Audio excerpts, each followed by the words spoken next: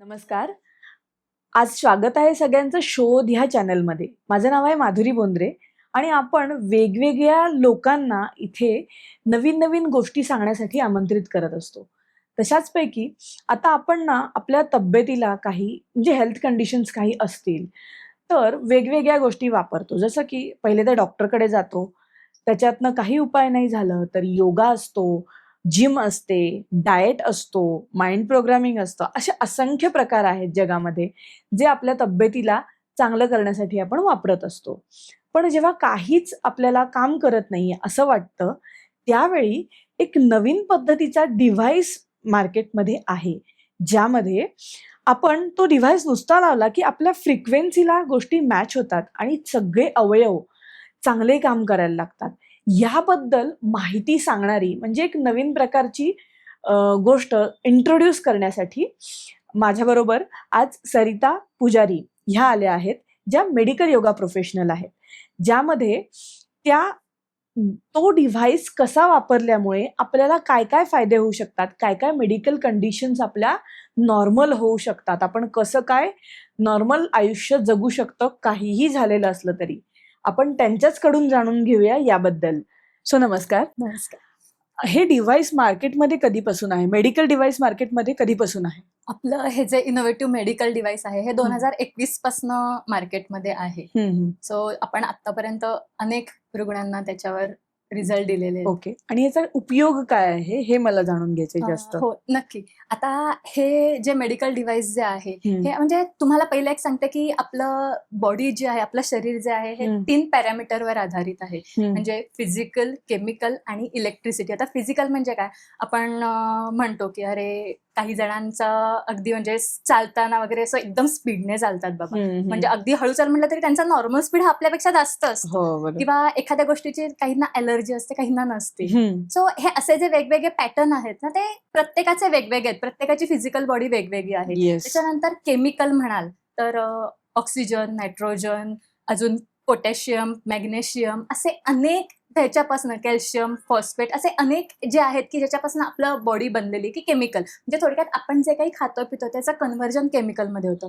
पण दुर्दैवाने एक काय गोष्ट घडते माहितीये, माणसाचं वय जसं वाढत जातं ना तसं एका सर्टन एज मध्ये गेल्यानंतर ना त्याचं केमिकलवर डिपेंडन्सी खूप जास्त वाढते. म्हणजे डॉक्टर आपले बीपीची म्हणा, शुगरची म्हणा, थायरॉइड म्हणा किंवा अगदी रक्त पातळीची गोळी म्हणा की ह्या अशा 24 तासात ना एक गोळी तरी चालू असते. याचा अर्थ आपण 100% केमिकलवर डिपेंड होतो. असं झालेलं आहे त्या शरीराचं. सो ते कुठेतरी कमी व्हावं. त्याच्यासाठी हे काम करतं. आणि दुसरं हे केमिकल झालं, बॉडी केमिकल. आणि आता तिसरं जे सांगतेय ते इलेक्ट्रिसिटी, बायो इलेक्ट्रिसिटी, ज्याच्यावर अगदी MBBS, आयुर्वेद या सगळीकडे त्याचा अभ्यास आपल्याला दिलेला आहे. आणि एक्झॅक्टली त्याच्यावरच आपलं डिव्हाइस आहे ते काम करतं.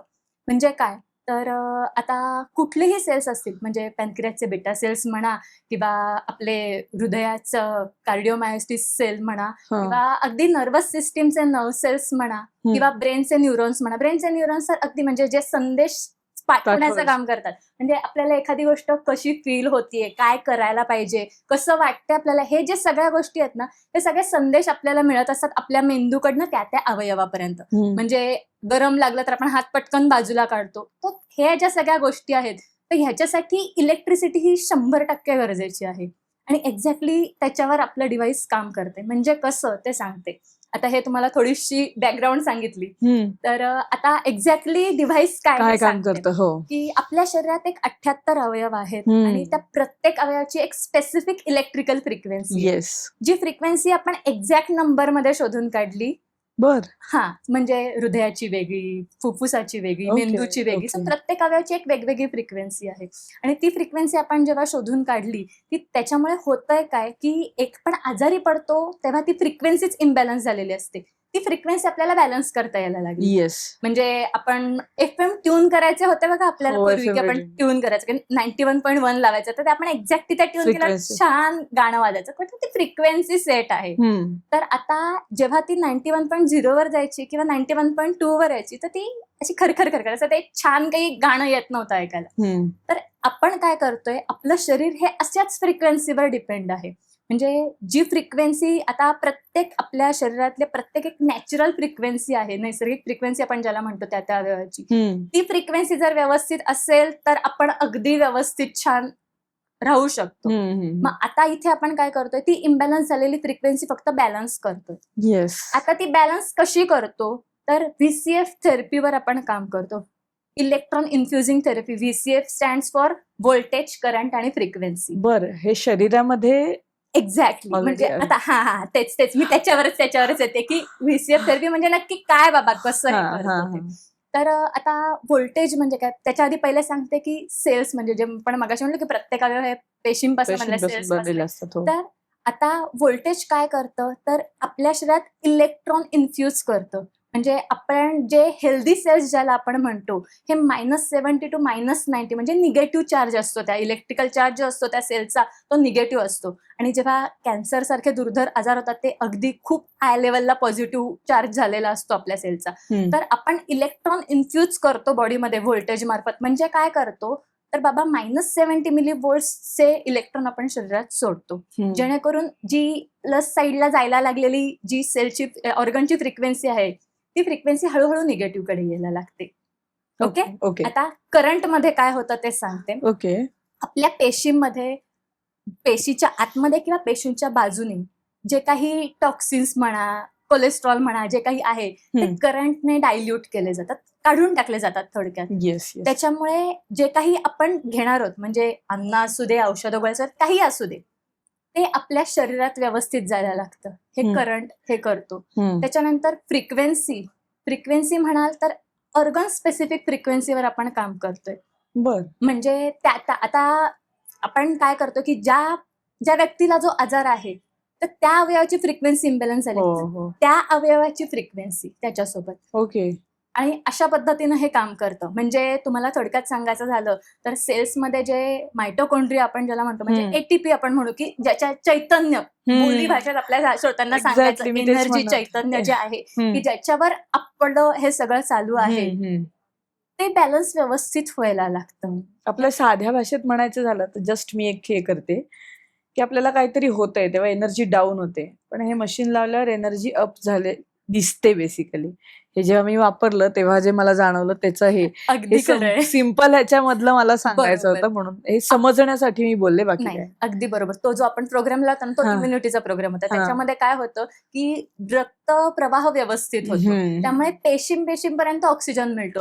ऑक्सिजन जेव्हा मिळतो तेव्हा जे मायटोकॉन्ड्रिया, जे मी मगाशी म्हटलं की बाबा एनर्जी सेंटर आहेत, पॉवर हाऊस सारखे, की प्रत्येक पेशीमध्ये आहेत, तिथे जेव्हा ऑक्सिजन मिळतो तेव्हा ते एकदम रिलॅक्स, म्हणजे बॉडीमध्ये जे चैतन्य जे आहे ते अगदी खूप खुलून येतं आणि मग आपण खूप रिलॅक्स, शांत फील करतो. सो बेसिकली हे मशीन वापरल्यामुळे विदाउट एनी हार्म, म्हणजे कोणत्याही प्रकारचा साईड इफेक्ट न होता रोग बरे व्हायला सुरुवात होतात. अगदी बरोबर. हे सगळ्या सायंटिफिक जे सांगितलं त्याच्या मागचं अगदी सार हे एवढंच आहे खरं तर. अगदी बरोबर. कारण लोकांना समजण्याजोगं म्हणायचं झालं तर हे आहे की हे कशासाठी वापरायचं, कोणत्याही रोगावर वापरायचं, असं. अगदी खरं.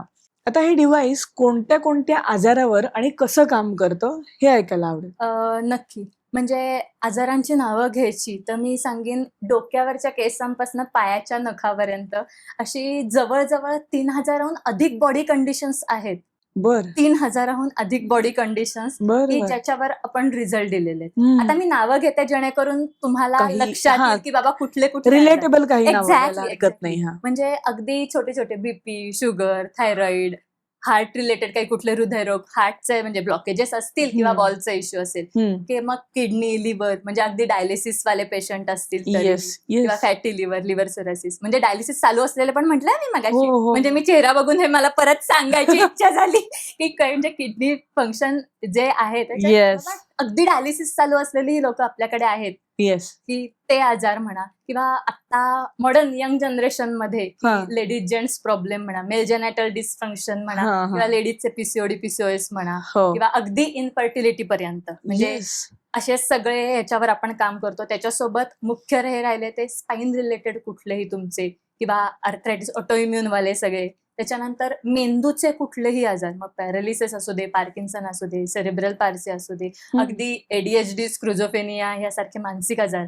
डिप्रेशन, एन्झायटी, असे असंख्य याच्यावर काम करतो. हा, पार्किन्सन्स पण तू म्हणालीस ना? हा, ओके. कॅन्सर, पॅरालिसिस, पार्किन्सन सगळे. ओके. म्हणजे आता तिथे तर जे पार्किन्सन हा मेंदूचे आजार आहेत. म्हणजे आता मेंदूमध्ये काय प्रॉब्लेम आहे ते सांगते. हा, मेंदूच्या आत जाऊन काय म्हणजे डॉक्टर काय करणार सांग मला, की कसं म्हणजे तिथे ऑपरेट तरी कसं करू शकतो. हो, नाही. हा म्हणजे आपल्याला लिमिटेशन्स आहेत, तिथे आपण एक्सिलंट रिझल्ट येतो. बर. कारण काय आहे, आता उदाहरण देऊन सांगते, की एखाद्याला पार्किन्सन झालाय बाबा. पार्किन्सन झालाय म्हणजे काय, की बाबा त्याच्या मेंदूतले ज्या नर्व सेल्स आहेत त्या थोड्या सुप्तावस्थेत आहेत म्हणू. अगदी डॅमेज नाही, पण सुप्तावस्थेत. बर. झोपलेले झोपलेले आहेत. झोपलेले आहेत असं म्हणू आपण. की न त्यामुळे वापर न हा, वापरामुळे होतं न का? न वापरामुळे म्हणजे काही XYZ कारण आहेत. हा, पण असंख्य हा, म्हणजे हा, हो ठीक बरोबर. आहे. खूप असंख्य कारण आहेत त्याच्या मागे. हा. पण मूळ काय, की बाबा त्या पेशी ज्या आहेत मेंदूमधल्या त्या सुप्तावस्थेत आहेत, त्या सिग्नल पास करत नाहीत. का पास करत नाहीत? डोपामाइन नावाचं गुड हार्मोनच सिक्रेट होत नाही. हो, म्हणजे थोडक्यात परत मुद्दा आला, की तुमची मानसिकताच ती अशी म्हणजे काय करू, मी कशी जगू, अशी सगळी डाऊन एनर्जीवाली आहे.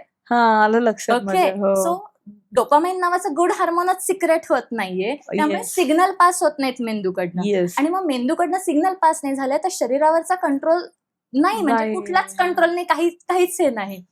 मग इथे मॉडर्न सायन्स काय करू शकतो, तर मेंदूतल्या त्या नर्व सेल ज्या सुप्तावस्थेत आहेत, डॅमेज आहेत म्हणू आपण, त्या कशा हे करणार, तर आपल्याला मेंदूची एक्झॅक्ट फ्रिक्वेन्सी माहितीये, एक्झॅक्ट व्होल्टेज माहितीये, की जिथे ते आपण व्यवस्थित तिथे रिझल्ट देऊ शकतो. बर बर. सो त्यामुळे काय होतं, आपण जेव्हा तो प्रोग्राम त्या पेशंटना देतो ना, तेव्हा पहिल्या महिन्यामध्ये त्याला एक्सिलंट रिझल्ट दिसतातच, पण म्हणजे अगदी रिव्हर्सल पर्यंत आपल्या 6 महिन्याच्या आत रिझल्ट दिसलेले आहेत. बर.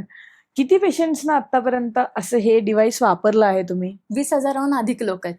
ओके. आणि वेगवेगळे रोग? हा, वेगवेगळे. म्हणजे हे मी आता पार्किन्सनचं उदाहरण दिलं, मग ते अगदी डायबिटीज असेल, हार्टचे काही असेल, किंवा इन्फर्टिलिटी सारख्या केस, की कॅन्सर असेल, XYZ सगळे. म्हणजे मी तुम्हाला म्हणलं ना, की आता 3,000हून अधिक बॉडी कंडिशन आहेत, की जिथे आपण हे वापरलेले आहेत. ओके. म्हणजे बऱ्याच याची तर नावं मलाही पहिल्यांदा कळली, अरे बापरे, हे असं पण काहीतरी असतं.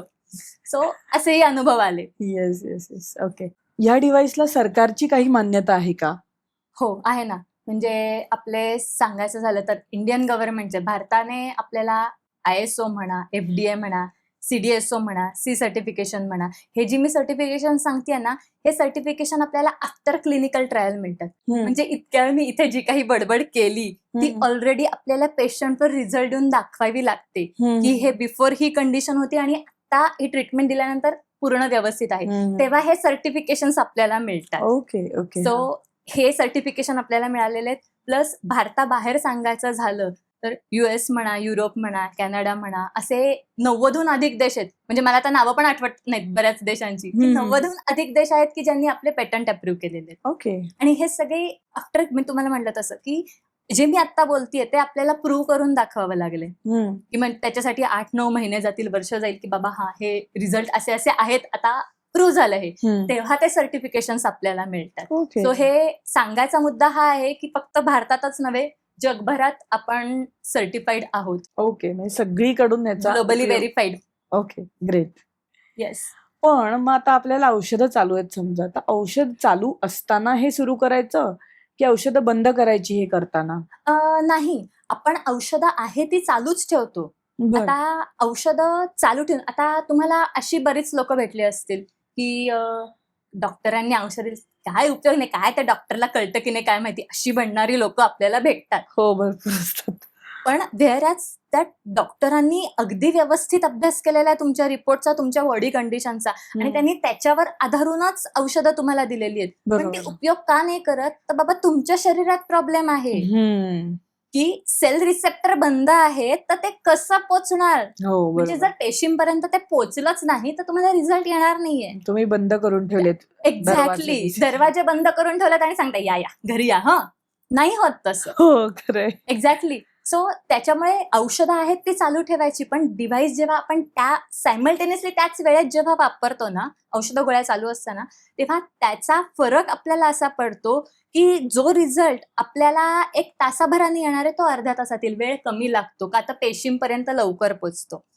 आणि त्याच्यानंतर जे एक्सेस मेडिसिन द्यावे लागतात डॉक्टरांना, का तर आपलं बॉडी कंडिशनच तशी आहे. म्हणजे उदाहरण देऊन मी सांगते, की जर मी शुगरची गोळी घेत असेल हम्म. तर शुगरची गोळी जर मी घेते तर ती पॅनक्रियाच्या बीटा सेल्सवर काम करणं अपेक्षित आहे फक्त, का तर बरं. इन्सुलिन पॅनक्रियाज प्रोड्यूस करतं, बरोबर. हो. पण जेव्हा आपण शुगरची गोळी घेतो तर ती डायरेक्ट फक्त पॅनक्रियाजकडे जात नाही, ती ओव्हरऑल बॉडीमध्ये मिक्स होते आणि मग ते केमिकल रिॲक्शननी सगळं अननेसेसरी प्रेशर किडनीवर. सो बर. आपली बॉडीची जी संरचना आहे, आपलं शरीर जसं जे बनलंय तेच असं बनलंय की जेव्हा आपण कुठलाही इंटेक करतो तर ते त्या त्या ठिकाणी नाही जाते, ते ओव्हरऑल सगळीकडे जातं आणि मग आपण म्हणतो अरे काय काही गोळ्यांचं आपल्याला होतं ना की बाबा डोकंच दुखतंय, जळजळच होतीये, मळमळायला लागतंय. हे काय होतं, का तर ते केमिकल रिॲक्शन होतात, हे त्याच्या मागचं कारण आहे. पण जेव्हा आपण डिव्हाइस वापरतो तर एक तर पहिले ते डायरेक्टली सेल पर्यंत पोचतं, जिथे गरजेचं आहे तिथे पोचतं, आणि जे एक्सेस मेडिसिन जे इतर शरीरात केमिकल रिॲक्शन हे करणारे ते डायरेक्ट किडनी थ्रू डायल्यूट होत होतं. किडनीवरचं अननेसेसरी प्रेशर आहे ते आपण तिथेच काढलेलं असतं. सो किडनीवरचं प्रेशर आपण काढून टाकतो. येस. सो त्यामुळे औषधं गोळ्या चालू ठेवूनच आपल्याला हे वापरायचे आहे. बर. ओके. म्हणजे हे go with hand on hand okay. असं आपण म्हणू. सोबतच सोबतच हे सगळं हे होतं. बर. एक कंडिशन अशी येऊ शकते, डॉक्टर नंतर सांगतील की तुमची एक्झॅक्टली, तब्येत बघून. तब्येत व्यवस्थित झाली, आता बाबा औषधं कमी करा. हा. पण हे तो होऊ वेळ यायला वेळ लागतो. जेव्हा सुरुवात आपण करतो तेव्हा आपण सोबतच सगळं करायला करतो. लागतो. हा. सो एखाद्याला अनेक आजार एकत्रितपणे झालेले असतील तर त्यालाही हे वापरता येतं का? खूप छान प्रश्न. का सांगते, माझ्याकडे जे काही लोक येतात ना ते म्हणजे अगदी नाकातोंडात पाणी जायची वेळ आली असेच आलेले असतात.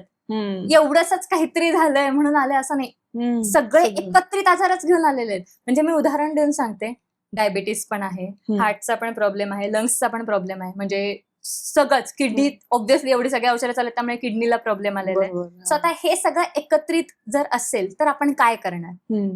आपण आपली डॉक्टरांची टीम आहे यासाठी, आणि त्यामुळे ते काय करतात की जे जे आजार आहेत, आता एक्झाम्पल देऊन सांगते, शुगरचा प्रोग्राम आपण जर एखाद्याला देतोय तर तो जनरली आपण जेवणानंतर अर्ध्या तासाने देतो, का तर मेन ग्लुकोजचं काम जे आहे किंवा इन्सुलिनचं काम जे आहे ते तेव्हा सुरू होतं. ओके. सो असा हा येस, मी बघितलंय ते. बरोबर, जेवणानंतरच तू ते मशीन लावते. बरोबर. सो त्याच्या मागचं कारण हे आहे की डायबिटीसच्या वेळेला आपण शक्यतो त्या वेळेला द्यायचं. जे डिटॉक्सचे प्रोग्राम आपण देतो रात्री हे देतो. सो काय करतो आपण, जेव्हा मल्टिपल आजार आहेत की एकापेक्षा जास्त आजार एखाद्याला आहेत तर आपण दिवसभरात असे एक अर्धा तासाचे म्हणा की एक 3-4 प्रोग्राम त्यांना देतो. आणि मग दिवसभरात आपण प्रत्येक आजारावर एक प्रोग्राम असं हे करत असतो. हे आपल्या डॉक्टरांची टीम ठरवते ते, आणि ते आपल्या रिपोर्टवर ठरवत असते. सो मल्टिपल असले तरी तुम्हाला ते दिवसाभरात वेगवेगळे प्रोग्राम दिले जाऊ शकतात. बरोबर. फक्त ते त्या पद्धतीने केलेले असतात की 2 प्रोग्राम मध्ये एक प्रोग्राम घेतल्यानंतर दुसरा प्रोग्राम घ्यायची वेळ असते तर त्याच्यात आपण एक 3 तास थांबतो. म्हणजे हा बेसिक क्रायटेरिया आहे. बरोबर, तेच म्हणणार होते. सो ते आपण सांगतो आणि असा सगळ्याचा गायडन्स आपण देत असतो पेशंटला. तुझ्या माझ्यासारखं ज्यांना काहीच झालं नाही त्यांनाही हे वापरता येऊ शकतं का? 100%. का तर त्याच्या मागचं कारण की आपल्याकडे असे 3-4 प्रोग्राम आपण ठेवलेले आहेत की ज्याला काहीही आजार नाहीये, ऍब्सोल्युटली काही नाही, पण त्याने ते वापरले तर त्याची आहे ती बॉडी कंडिशन खूप इम्प्रूव्ह होईल.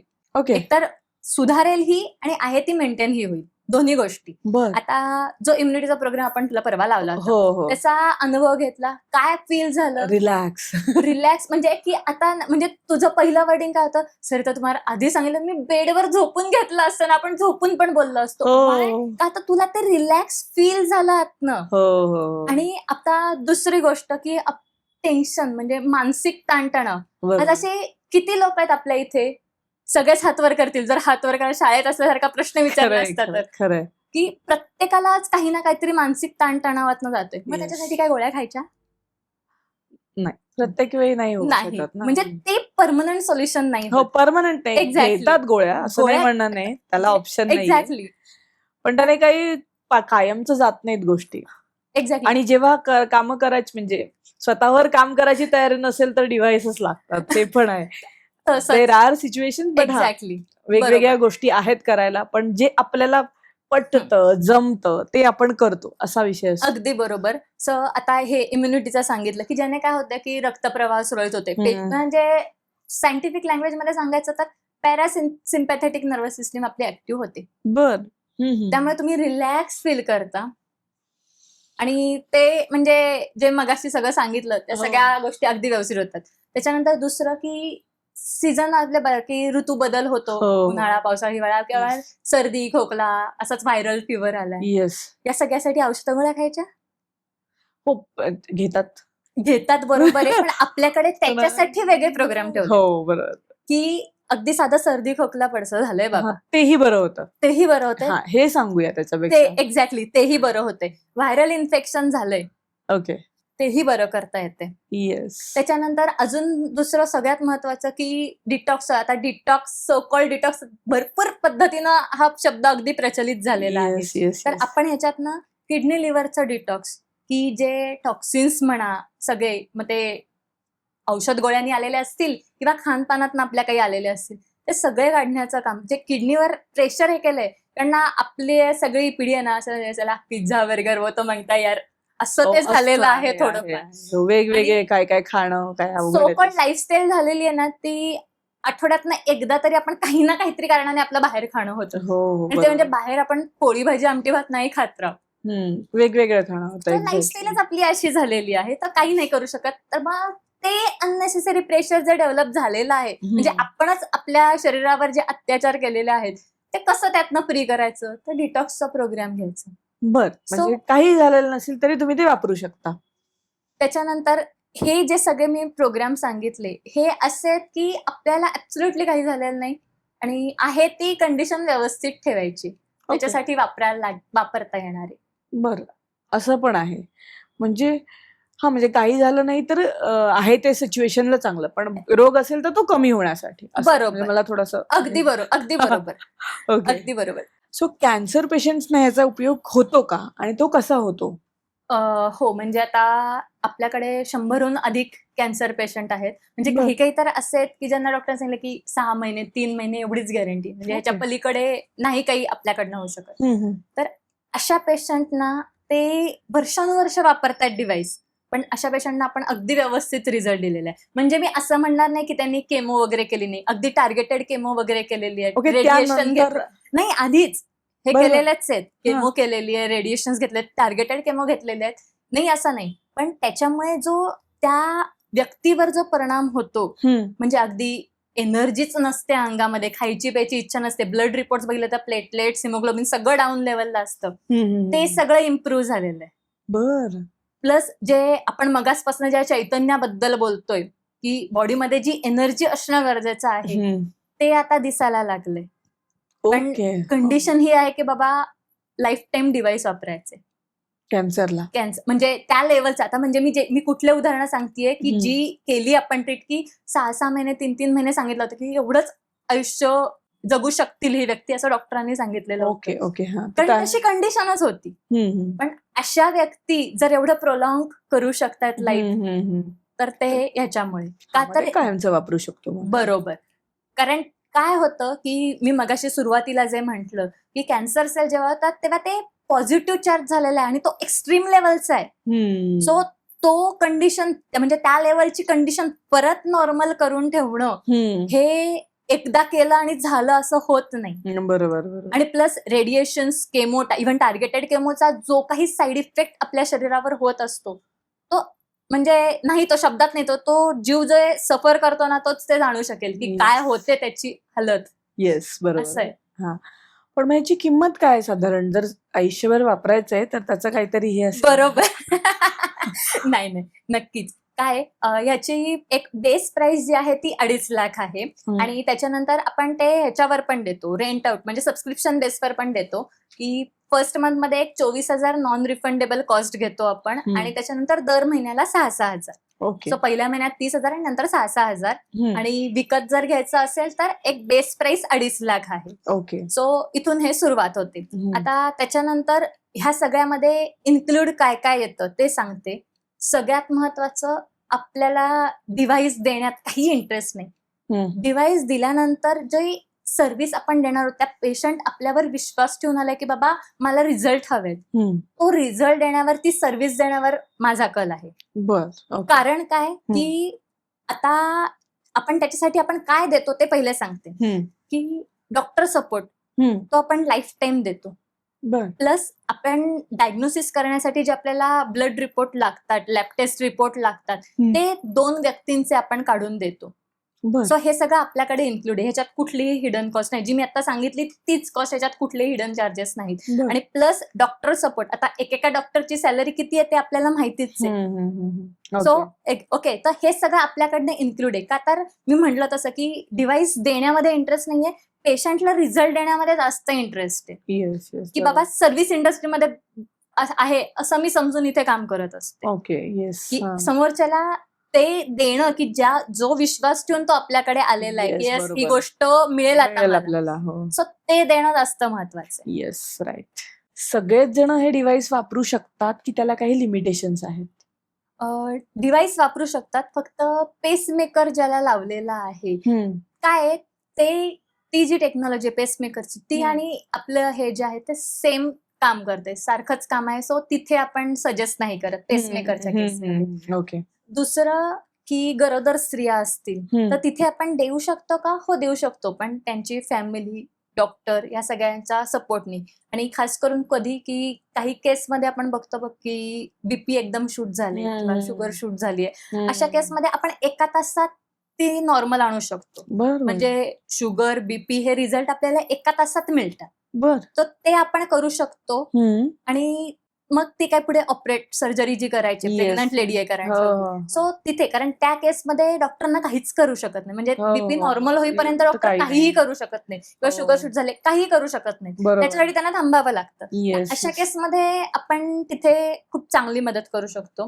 दुसरी गोष्ट, लहान मुलं, आपण अगदी 2.5-3 वर्षाच्या मुलांना पण वापरले, पण काहीतरी कंडिशन आहे तशी, तसा आजार काहीतरी झालाय हा, तशी, तरच ते वापरा. तरच ते वापरले, नाही तर आपण एक 10 वर्षापासून पुढे हा, ते हे बरं करतो. पडतं. येस, आलं लक्षात. सो तशी काही कंडिशन असेल तर आपण वापरले. तर म्हणजे आपण जसं की अरे नाही, माझी एनर्जी गेली, मला काय आज झोपच लागत नाही, मग मी डिव्हाइस लावले आणि झोपले, हे आपल्यासाठीच होऊ शकतं, लहान मुलांसाठी. Okay yes. आणि मग हे घ्यायचं असेल तर काय करायला लागेल? घ्यायचं असेल तर आपली वेबसाईट आहे infinityWellness.center. आणि हा, ते नंबर वगैरे ते सगळं डिस्क्रिप्शन मध्ये देऊच आपण. हो, ते तर आहे. हा, तर त्याच्यामधनं तुम्ही हे कॉन्टॅक्ट करू शकाल. आणि मी सांगेन, तुम्हाला खरंच डिव्हाइस घ्यायचं असेल तर त्या दिलेल्या नंबरवरती तुमचे जे रिपोर्ट्स आहेत, तुमच्या पेशंटची जी हिस्ट्री आहे, की प्रोलॉंग पिरियड, म्हणजे अगदी आजार झाल्यापासून काय जे असेल ते, ती हिस्ट्री जर व्हॉट्सअप केली तर पहिले रिपोर्ट तुमचे बघून आम्ही ठरवू की आम्ही तुमच्यावर काम करू शकतो काय, रिझल्ट देऊ शकतो काय. आणि ते असेल तर तुम्हाला ते कन्व्हे केलं जाईल आणि मग तुम्ही कॉन्टॅक्ट करा. पण डायरेक्टली मी पहिले सजेस्ट करेन, तुम्हाला डिव्हाइस घ्यायची अशी इच्छा असेल तर पहिले तुमचे जे रिपोर्ट आहेत, लवकरात लवकरचे लेटेस्ट रिपोर्ट आपण म्हणू, ते पाठवा आणि हिस्ट्री पाठवा. त्याच्यानंतर मग आपण पुढे बघू शकतो. बरोबर. मग औषध घेऊन हे डिव्हाइस वापरायचं असतं की डिव्हाइस कधीही वापरलं तर चालतं? कसं आहे त्याचं म्हणजे? मी म्हंटल मगाशी तसं की आपल्या डॉक्टरांचा पॅनल आहे, सो ते ठरवतात, ते सांगतात. म्हणजे आपल्याला जे मी मगाशी डॉक्टर सपोर्ट म्हटलं ना, तो त्यासाठीच आहे की कुठला प्रोग्राम कुठल्या वेळी घ्यायचा आहे, नाश्त्यानंतर किती वेळाने, जेवणानंतर किती वेळाने, किंवा झोपायच्या अगोदर किती वेळ, हे सगळं डॉक्टरांनी आपल्याला सांगितलेलं असतं. ते व्यक्तिपरत्वे, आजारापरत्वे बदलणाऱ्या गोष्टी आहेत. सो म्हणजे त्याला हा एक क्रायटेरिया नाही की बाबा सूर्य पूर्वेला उगवत होता तो पूर्वेलाच नाही. सो हे व्यक्तिपरत्वे बदलणारे. सो त्यासाठी आपल्याला डॉक्टर सपोर्ट गरजेचं आहे. ओके. आणि ते आपण सांगतो प्रत्येकाला तसं. बरोबर. ओके. आणि मग हे डिव्हाइसच का वापरायला पाहिजे हे मला जाणून घ्यायला आवडेल. का इथेच, का आहे असं? हा, नक्की. मी सांगेन पेशंटनी डिव्हाइस वापरायला पाहिजे ते तर ठीकच आहे. मी सांगेन डॉक्टरांनी हे डिव्हाइस प्रिस्क्राईब करणं गरजेचं आहे. बर. का तर ह्यासारखं डिव्हाइस पुण्यातच नाही, जगभरात कुठे नाहीये. का तर ते जे मी सांगितलं, सगळ्यात पहिले 3 महत्वाचे पॉइंट सांगते की आपण ऑर्गन स्पेसिफिक फ्रिक्वेन्सीवर काम करतो. म्हणजे उदाहरण देऊन सांगायचं झालं तर एखाद्याला हृदयरोग आहे तर त्याच्या हृदयाच्या फ्रिक्वेन्सीवर आपण काम करणार आहोत, ना की पूर्ण ओव्हरऑल व्हायब्रेशन्स एनर्जीवर. येस. ओके. ओके. सो त्याच्यानंतर दुसरी महत्वाची गोष्ट की आपण वर्ल्ड वाईड रिकॉग्नाइज्ड आहोत. जे मी सर्टिफिकेशन, पेटंट वगैरे सांगितले, मार्केटमध्ये असं कोणच नाहीये की, म्हणजे मार्केटमध्ये सिच्युएशन अशी आहे, मी सांगतो ना, तुम्ही माझ्यावर विश्वास ठेवा, जग तसं नाही चालत, नाही चालत, प्रूफ नाही चालत. प्रूफ पाहिजे. सो हे आहे. आणि तिसरं सगळ्यात महत्वाचं की आपण लाईफ टाईम डॉक्टर सपोर्ट देतो. ओके. आज परिस्थिती मार्केटमध्ये अशी आहे, आपण समोरच्याला पैसे दिले, समोरच्याकडनं प्रोडक्ट घेतलं आणि त्याच्यामध्ये काही कमी जास्त झालंय, तर आता ते कसं रिपेअर करायचं हे आपल्याला माहित नाहीये. आणि जर आपण त्याच्याकडे गेलो तर कोण तू, मी नाही ओळखत. ही बस रियालिटी आहे. इथे आपण आपल्या केसमध्ये सांगतो, आपण डॉक्टर सपोर्ट तर देतो, प्लस ऍडमिन सपोर्ट पण देतो. का तर आता डिस्प्ले दिसत नाहीये डिव्हाइसचा, काहीतरी बिघाड झाला किंवा वायरच तुटले, क्लॅम्पला प्रॉब्लेम आहे, काही इलॅस्टिकला इथे काही प्रॉब्लेम झालाय, काही XYZ काही तुमचे प्रॉब्लेम असतील, ते सगळे आपण घेतोय आणि त्याच्यावर सोल्युशन देतोय. ओके. सो हे मार्केटमध्ये कुठेही नाही. सो ह्या 3 गोष्टी ज्या सांगितल्या, आणि मी जे पहिल्यांदा सांगितलं की डॉक्टरांनी प्रिस्क्राईब करणं का गरजेचं आहे, पेशंटनी तर वापरायला पाहिजे, नो डाऊट इन दॅट, पण डॉक्टरांनी प्रिस्क्राईब करणं का गरजेचं आहे, तर डॉक्टरांकडे असे असंख्य पेशंट येतात आणि सांगत असतात, अहो काय औषधं दिले तुम्ही, काय उपयोगच होत नाही मला. मग आता हे डॉक्टरांनाही त्या माहितीये की बाबा त्यांनी त्या पेशंटला व्यवस्थित तपासलंय, त्याचे रिपोर्ट्स बघितलेत आणि त्याच्यावर त्यांनी औषधं ठरवली आहेत. म्हणजे मी मगाशी सांगितलं त्याप्रमाणे ह्या पेशंटच्याच शरीरात जर गोंधळ असेल तर बाबा डॉक्टर तरी काय करणार आहे. बर. तर त्याच्यासाठी म्हणजे जेव्हा काहीच काम करत नाहीये तेव्हा हे सुद्धा त्याच्याबरोबर प्रिस्क्राईब करायला हरकत नाही असं म्हणतेस तू. काहीच काम करत नाही म्हणण्यापेक्षा तुम्ही जेव्हा पेशंटला, डॉक्टर लोक जेव्हा पेशंटला कुठलीही औषधं देतायत ना, तर त्यासोबत जेव्हा हे दिलं ना, तर त्याचा सगळ्यात महत्वाचा हे म्हणजे की त्यांचा मेडिसिन्स जे ऍब्झॉर्ब व्हायला पाहिजे सेल्स पर्यंत, ते ऍब्झॉर्प्शन इम्प्रूव्ह होतं. बरं. ओके. आणि प्लस जे मी म्हणलं तसं की किडनीवरचं जे प्रेशर आहे ते पण काढलं जातं. सो दोन्ही गोष्टी एकत्रितपणे खूप छान रिझल्ट देतात. म्हणजे हे मी माझ्या घरातल्या उदाहरणावरनं सांगू शकते एवढ्या छातीटोकपणे. पेशंट्स आता ठीकच आहेत. ओके. ठीक आहे. येस. मग हे डिव्हाइस दाखवतेस का आता? मी आता हे डिव्हाइस लावून दाखवते की काय कसं पायाला.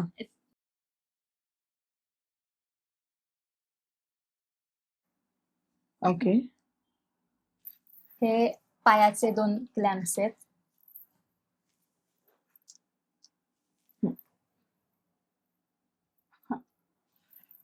आणि हे हाताचे बेल्ट आहेत. ही ओके. हे जे ना, इथून ही फ्रिक्वेन्सी आपल्या शरीरात जात असते. पायाला पण सेम चिप आहे. येस. सो ह्या पद्धतीनं हे डिव्हाइस लावायचंय. आणि हे तुम्ही बसून झोपून, म्हणजे अगदी बेडरिडन पेशंट जरी असेल तरीही हे डिव्हाइस असंच लावता येतं. याला 30 तासाचा बॅटरी बॅकअप आहे. बरं. 30 तास. सो म्हणजे लाईट नाहीत बाबा, ट्रॅव्हलिंग मध्ये आहे, काही प्रॉब्लेम नाही. तुम्ही कुठेही कसंही वापरू शकता, झोपून वापरू शकता, बसून वापरू शकता. छानच आहे. सो अशा पद्धतीनं हे करायचंय. बरं, प्रोग्राम सेट करायचा. सांगते. आता याच्यामध्ये त्यांनी इथे विचारले की आता इथे प्रोग्राम नंबर काय. सो प्रोग्राम नंबरचा आपण एक कागद दिलेला असतो प्रत्येक पेशंटना, 0 ते 13 नंबरचे, म्हणजे टोटल 14 प्रोग्राम असतात. सो तो प्रोग्राम नंबर तिथे लावायचा, कुठला प्रोग्राम द्यायचा ते सांगितलेलं असतं. आणि आता किती वेळ, तर बाबा किती वेळची ड्युरेशन, किती मिनिटं, तेवढी फक्त मिनिटं टाकायची. थोडक्यात ज्या व्यक्तीला नंबरचं, संख्याचं ज्ञान आहे, ती कोणतीही व्यक्ती हे डिव्हाइस लावू शकते. ओके. थोडक्यात लहान मुलं पण करू शकतात इझिली. ओके. म्हणजे हे वापरायला कसं आहे, काय, हे आपल्या ज्या लोकांना एक प्रश्न पडलेला असतो त्या दृष्टीनं मी हे सांगितलं की ह्याच्यात एवढंच फक्त आहे की कुठला प्रोग्राम लावायचा आहे, त्या प्रोग्रामचा नंबर आणि किती वेळ लावायचा आहे, आणि हे सगळं आपल्या डॉक्टरांनी सांगितलेलं असतं. बरं. एका डिव्हाइस मध्ये आपण 14 प्रोग्राम देतो. ओके. आणि त्या 14 प्रोग्राम मधला कुठला प्रोग्राम कुठल्या वेळेला लावायचा हे सगळं आपण सांगतो. ओके. ठीक. सो अशा पद्धतीनं हे आहे. सो हे खरंच काहीतरी नवीन आहे ऍक्च्युली मार्केटमध्ये, किंवा माहिती नाहीये, नवीन नाहीये, कारण 20,000 लोकांपर्यंत पोहोचलेले होतात. सो माहिती नाहीये. सो थँक्यू सो मच, कारण तू इथे आलीस आणि याबद्दल माहिती दिलीस. मी याचं बेनिफिट बघितलंय, तूही मला दाखवलं आहेस, माझ्या घरच्यांवरही, तुझ्या घरच्यांचंही तू सांगितलं आहेस. सो नक्की तुम्हाला जर हे ट्राय करायचं असेल, वापरायचं असेल, तर हिला कॉन्टॅक्ट करा. मी सगळे डिटेल्स डिस्क्रिप्शन मध्ये देत आहे. Thank you so much for coming. धन्यवाद, मनापासून आभार. थँक्यू.